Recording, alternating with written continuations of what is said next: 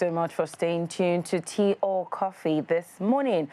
In case you haven't followed us yet, please follow us on all social media platforms at ImpactTV and at ImpactTV UK. You can also watch us on the go on the Avo TV app, available on all app stores. And of course, subscribe to our YouTube channel so you get to see a replay of what we do on the show. This morning, our conversation, as you've heard Bolade and I, we are novices or non-interested members of the society when it comes to football. But of course, we're forced to have that conversation this morning, and we will not be doing it alone. We have a guest in the studio. His name is Okwe Oluwa Adebari, and he'll be talking to us about the intricacies of the European Super League. What happened? Why did they suspend it? Because I feel like it has been cancelled, but he's telling me it was suspended. Thanks for joining us this morning, Okwe. It's a pleasure to be here. Thanks for having me. Thank you. Ombolade fire. Yes. So apparently, by the time we were done with that conversation on the Twitter bans and everything, I got a lot of messages As expected. from people coming at me very, very deeply that I am yabbing their beloved sports. But then I want to ask you, what exactly is this fan craze? I mean, before we jump into the Super League, what is this love for football? Because I can see it in your eyes. Yeah, I'm glad that you said you could see it in my eyes. It's something deeper than what you just see on TV. I think it's a very, very strong feeling. Like a popular phrase would say, football is a game of passion. You know, so I mean, the same way guys could be beating themselves to get into a stadium, it's the same way girls could be beating themselves and trying to get into a Fenty store. So yeah, it's that deep. Exactly. So that's how we relate it to, definitely. Okay, so I mean, I still don't get it, but thank you, thank you for the breakdown of this fan craze, really, because I've seen situations where people lose their jobs, people lose their properties, people bet so hardly because they want to, you know, show that they're solely in love with the football game. And what even interests me are the Arsenal fans. Yes, I said it. They are watching me right now, and I'm talking to you. The Arsenal fans. Like, okay, so tell me, what is this conversation on Arsenal? So first of all, I'm an Arsenal fan. I can see why. Yeah. So what is considered about Arsenal? So first of all, let me tell you that Arsenal is one of the greatest clubs in the history of the English Premier League and European football, first of all. But you see... So how come the greatest club... One of the greatest. One of the greatest keeps getting lashing. I mean, every day. Every time. It's not every day. It's not every time. But you know what? I think they just suffer from inconsistency over the years. All right. I mean, there was a period in time whereby they were one of the most feared clubs in the world, and they were highly respected. But you know what? Times change, seasons change, players get old, players get sold, and then sometimes, you know, you have a little bit of issues, backroom staff with the players, and then every club goes through a phase. They go through a rebuilding phase. Currently, Manchester United is going through that phase as well. So, you know, it takes some time.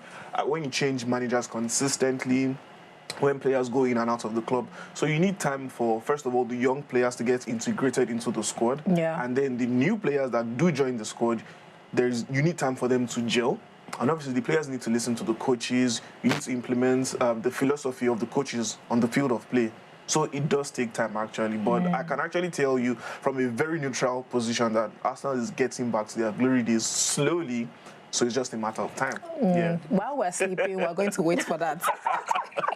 Because for the longest of times, anytime there is football bans, you see people drag Arsenal fans. Oh gosh! Come on, you! It's always sweet. It's always sweet to watch. They would drag them, and you see Arsenal fans defending it with their last. Like he's doing at the moment.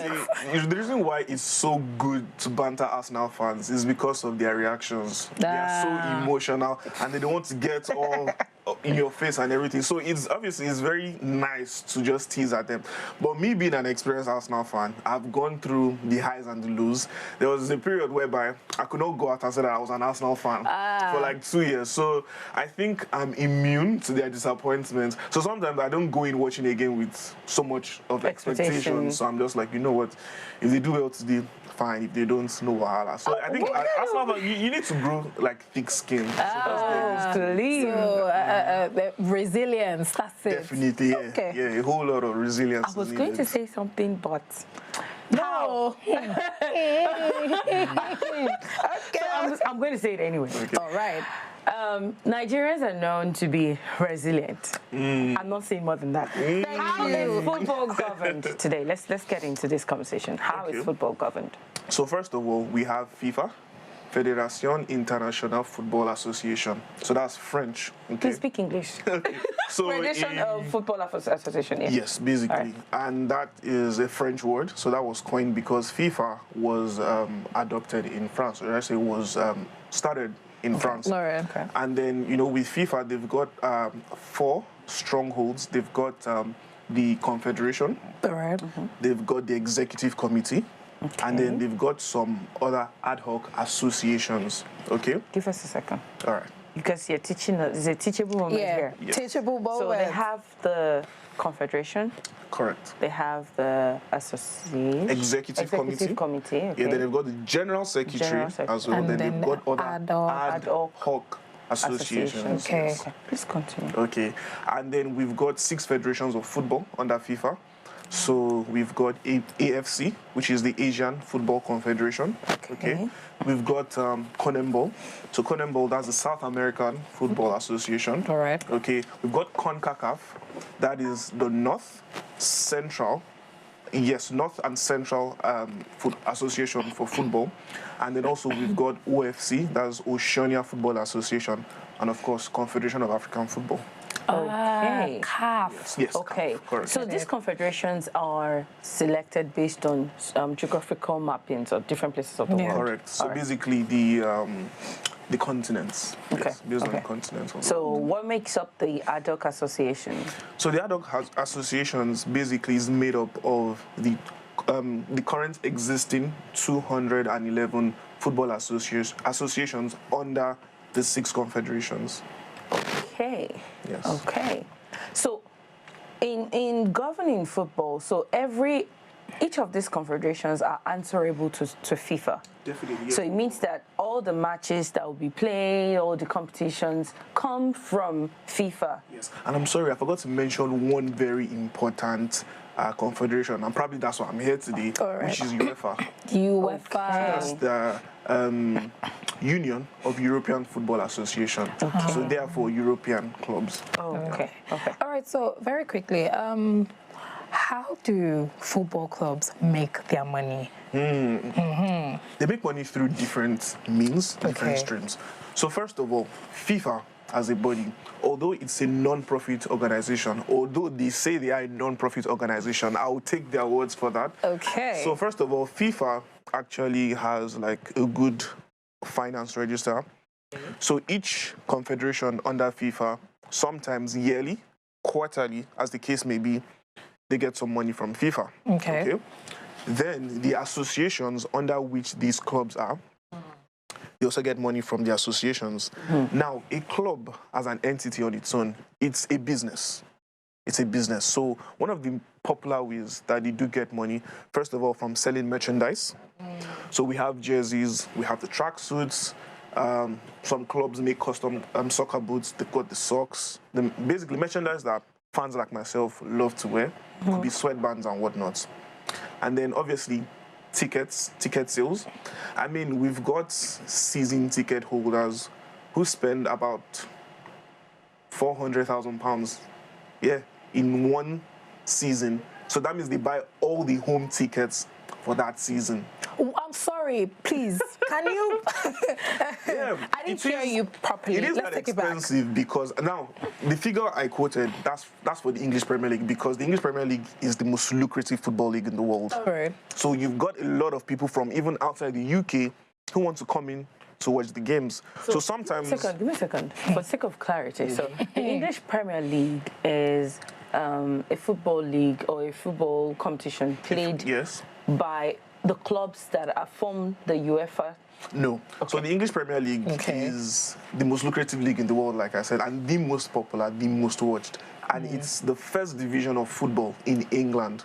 So you just have 20 football clubs in England. Wait. Playing in the English Premier League. Wait, You know, you going on here? explained because it's already sounding like mathematics. Okay. Let's break it down a little bit. So when we started, we talked about the governing body of football.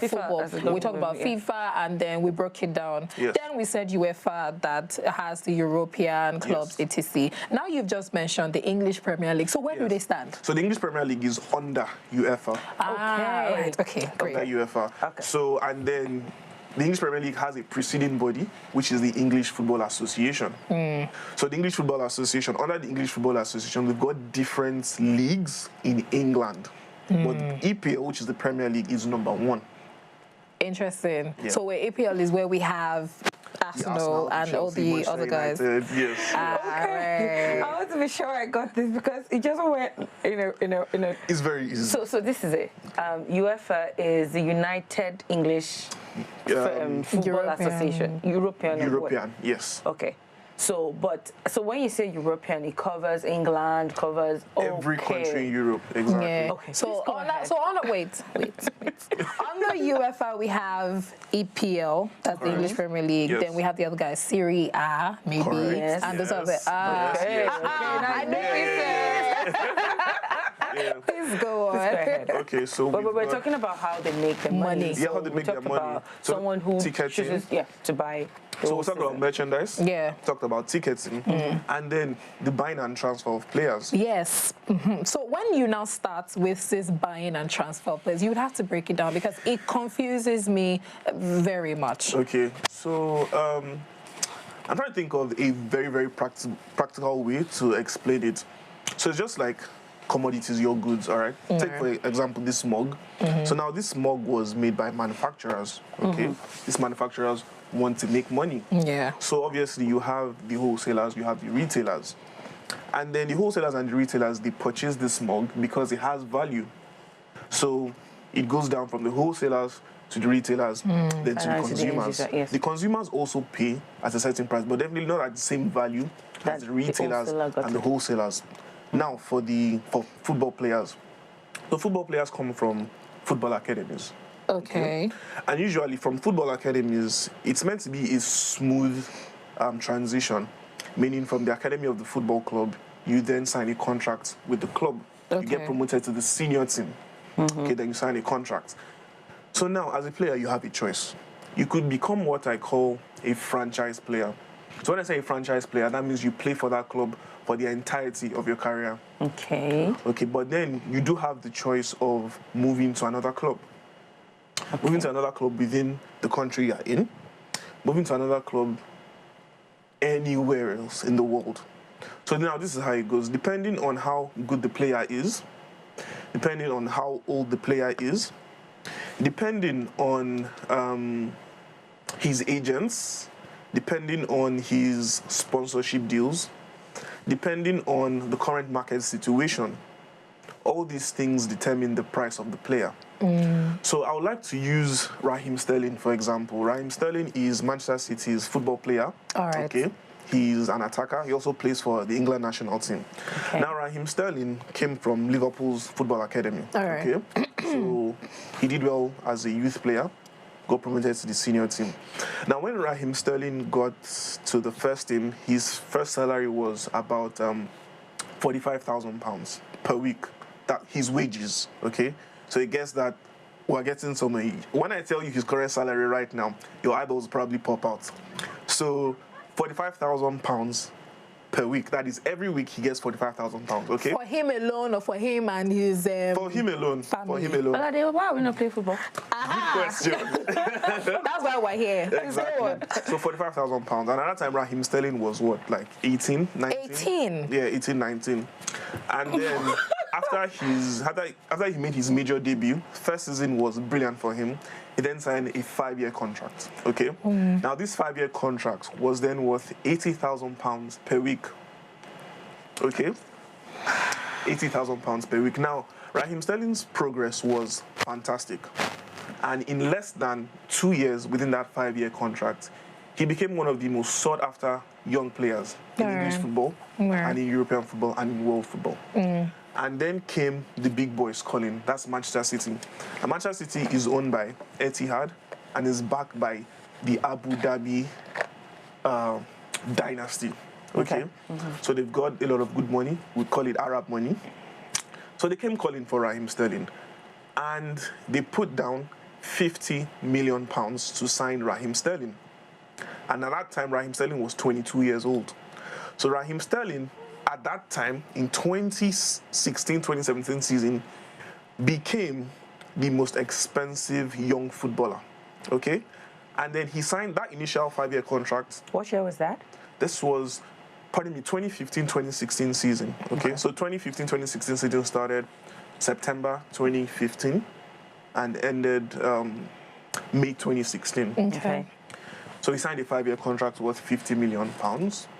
He had a sponsorship deal with Nike at that point in time, which at the end of the calendar year was about 20 million pounds, if I'm not mistaken. Okay. And definitely he got more money from jersey sales, you know, and whatnot. Okay. And then his club qualifying for the Champions League. He got bonuses for scoring a certain number of goals. Oh, so let's put a pin in that. You get bonuses for scoring goals.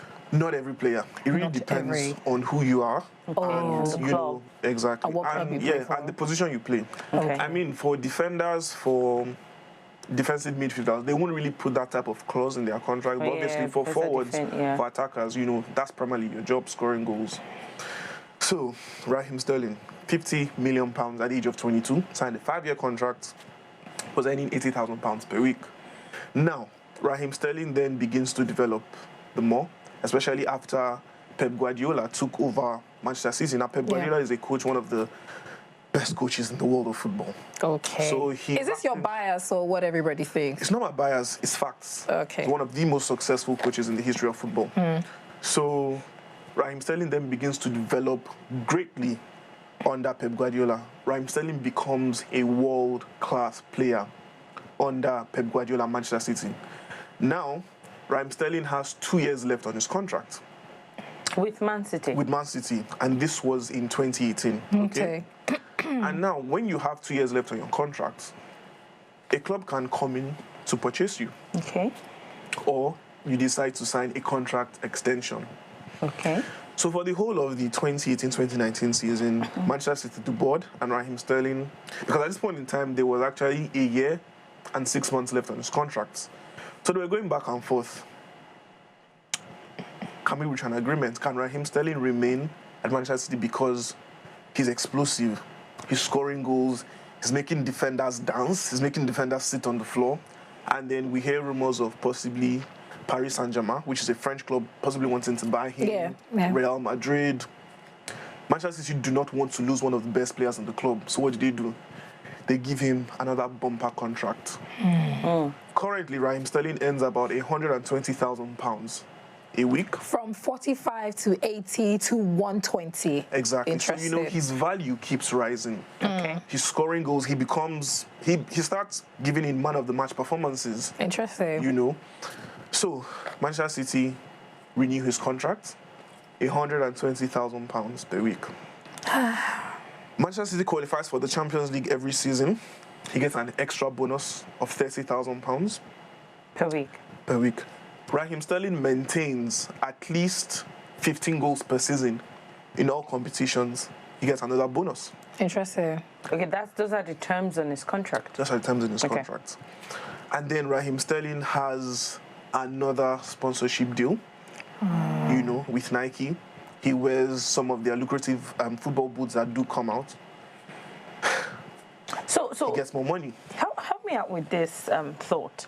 If another football club, say Real Madrid, really now wants to take Raheem off Man City and buy him, because someone did explain the buying of players thing to me, and the person said that it's not outright buying, like, oh, you're coming to play on my club and then we're just going to pay off your club and buy. It's sometimes hidden in contracts, and okay, so over the next 3 years we are going to pay this, we're going to pay this, we're going to pay this, and all that. So if Real Madrid now wants to take Raheem off Man City, what do they need to do?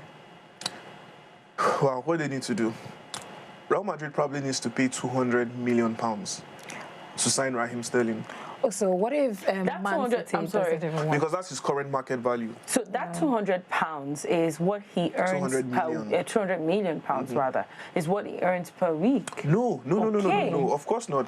He earns £120,000 per week. Those are his wages.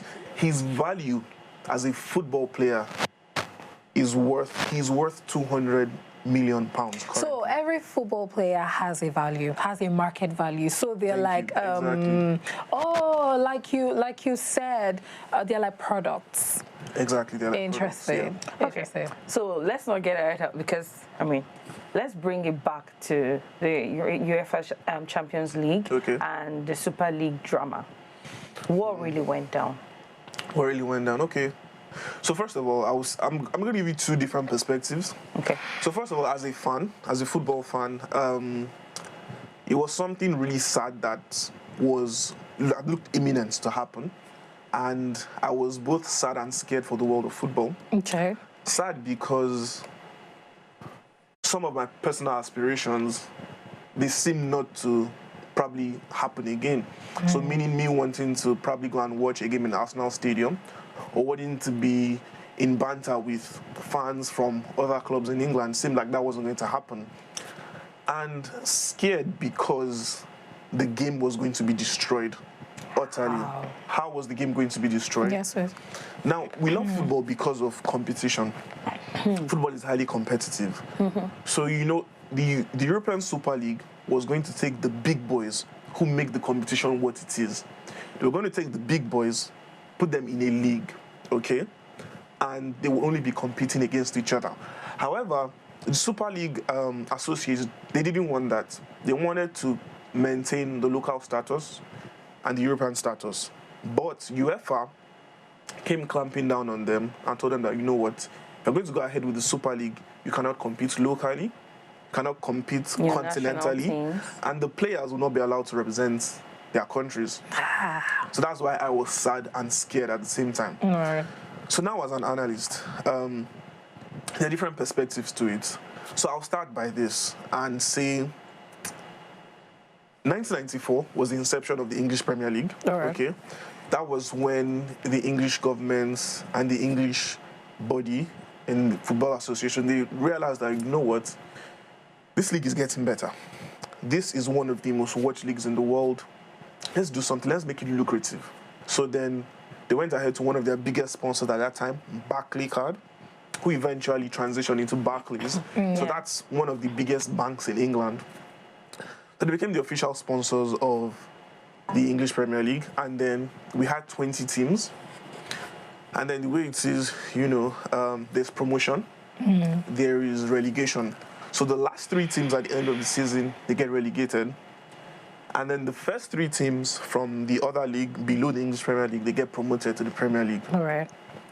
So then we began to see how lucrative football was, because the viewing rights, sponsorship, the numbers started rising.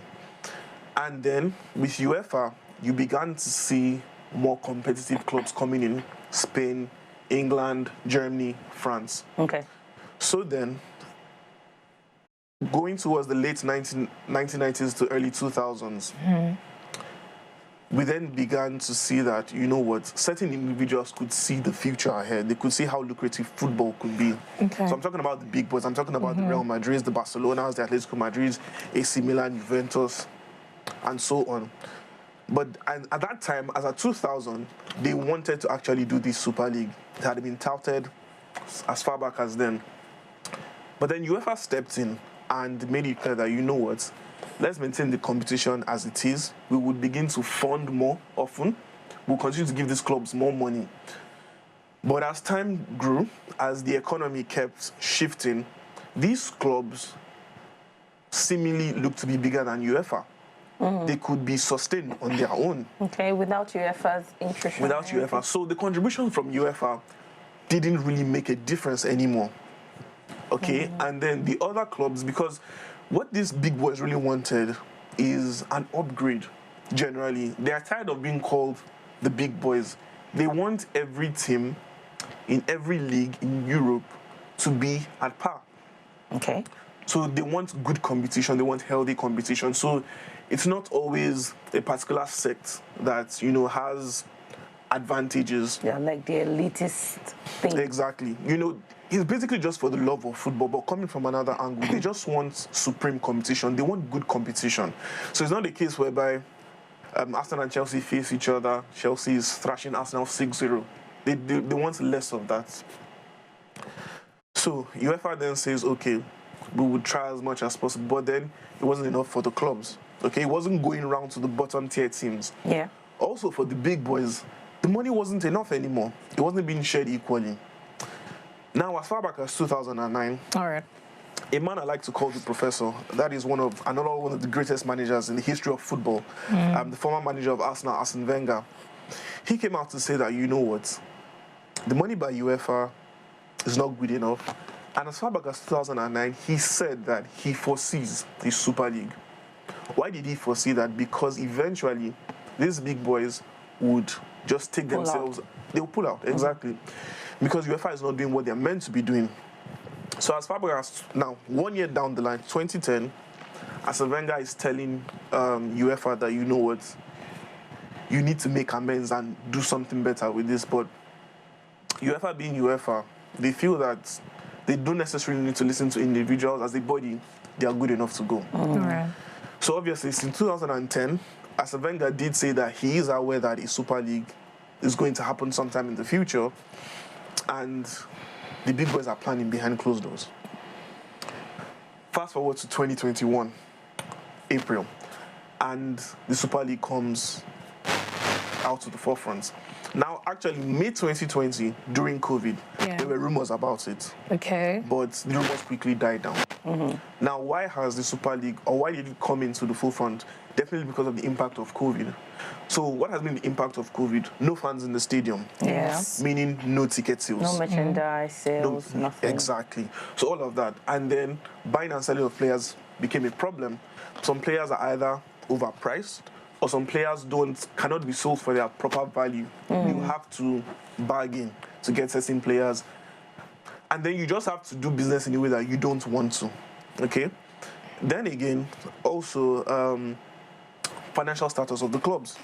Some clubs were not able to remain afloat, and in order to survive, some clubs had to let go of players, let go of staff members, reduce wages of the players as well. So many things. And according to Florentino Perez, who is the president of Real Madrid, who was also the president of this European Super League, he felt like, in terms of finances, that by 2024, competitive football will end. So according to Florentino Perez, his goal is to create longevity for competitive football. And good football. So the European Super League was meant to last for 23 years. Okay. It was going to be 23-year contracts for the 15 founding members. Okay. Okay, so the 15 founding members, Arsenal, Chelsea, Liverpool, Manchester City, Manchester United, and Tottenham Hotspur from England. So that's 6. Okay. AC Milan, Inter Milan, Juventus from Italy. Okay. That's 3. Real Madrid, FC Barcelona, Atletico Madrid from Spain.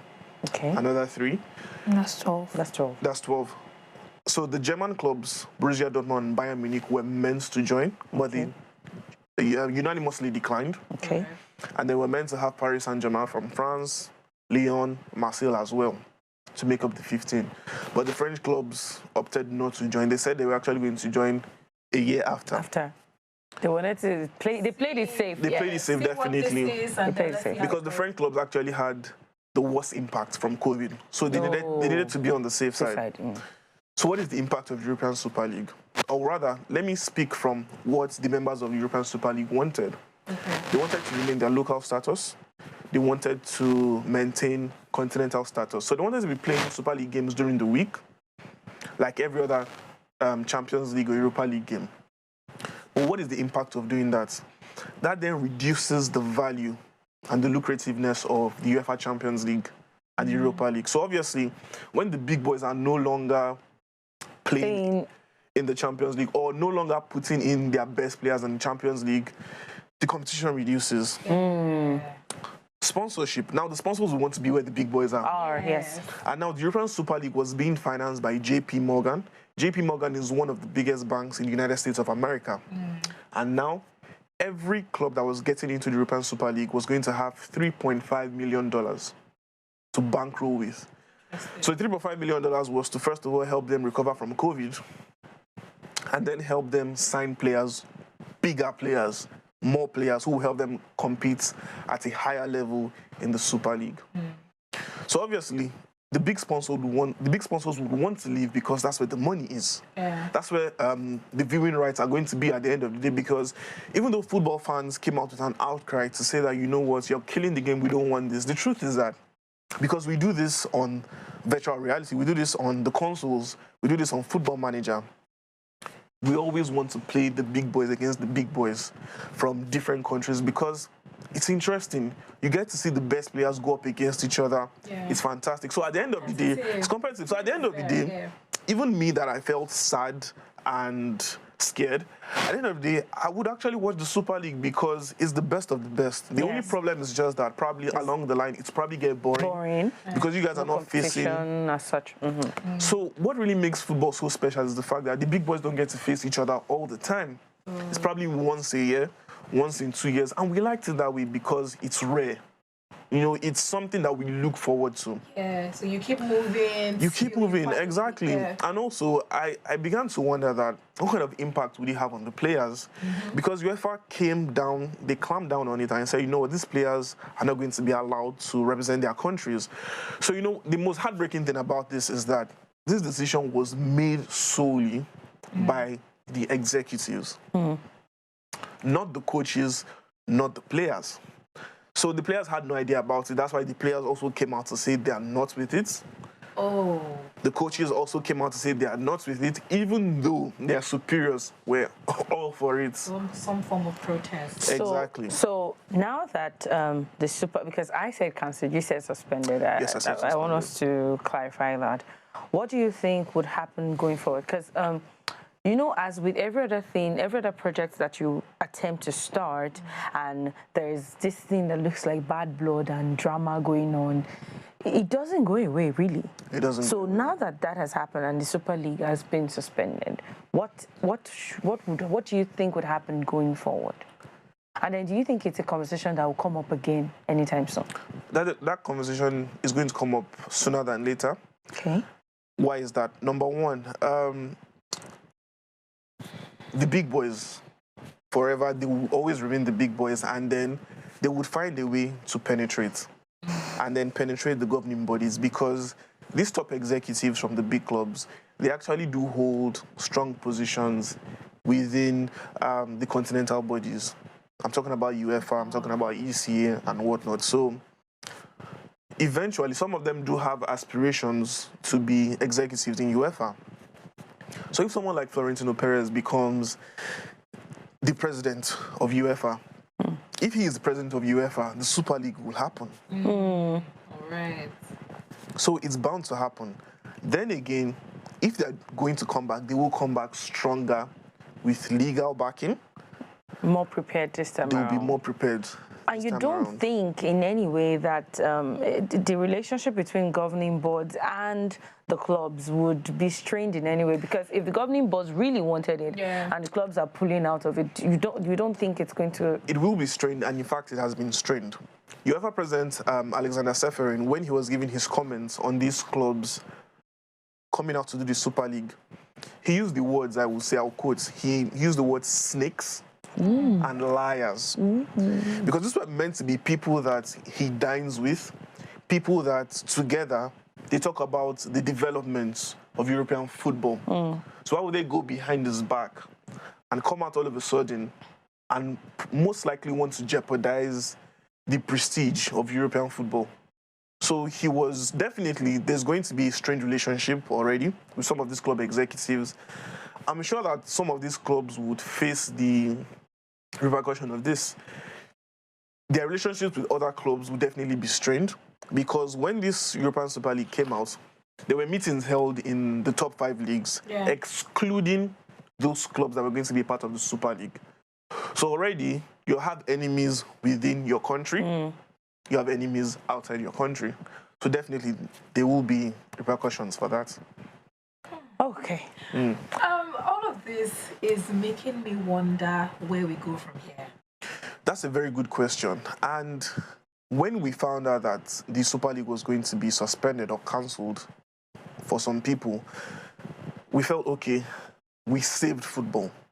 Now, yesterday, UEFA comes in with an official announcement telling us about the reformation of the UEFA Champions League.